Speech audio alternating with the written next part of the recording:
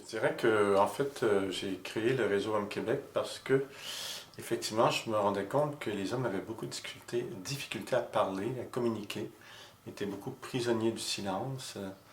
Et j'avais écrit à l'époque un livre qui s'appelle Le Père manquant, Fils manqué, qui avait eu un gros succès, une grosse résonance au Québec et dans plusieurs pays, puisque c'est traduit dans 20 langues, ce livre-là. Et donc, la suite de ça, j'ai commencé à vouloir agir un peu plus profondément sur la société dans laquelle je vivais.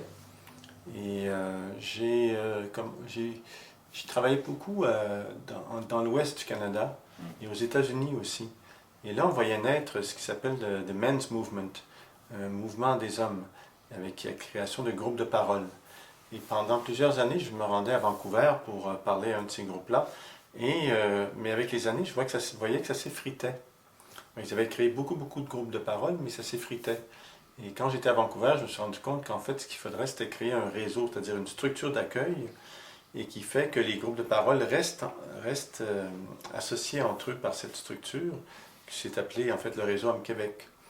Et là, on a effectivement, j'ai commencé moi-même à animer des groupes d'hommes. J'avais deux groupes principalement que j'ai animés pendant 2 ou 3 ans chacun. Et avec ces groupes-là, un jour, j'ai dit, ben, ça serait bien d'en faire profiter les autres. On a vraiment jeté la base du réseau Homme Québec. Donc, avec un comité de coordination et des bénévoles dans chaque région du Québec. Il y a 15 régions au Québec, avec 2 ou 3 bénévoles par région.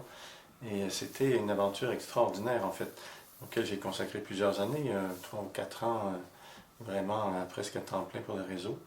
Et le temps de le mettre en place, en fait. Et comme on se parle aujourd'hui, il y a à peu près 9000 hommes qui sont passés dans les groupes du réseau Homme Québec. Et peu à peu, j'ai vu des gens s'intéresser à ce qui se passait au Québec, des gens comme Paul Marchandise en Belgique, et des gens en France aussi, à Paris, et les gens de Lyon aussi. Et donc, tout à coup, ces gens-là étaient très intéressés à implanter la formule en Europe.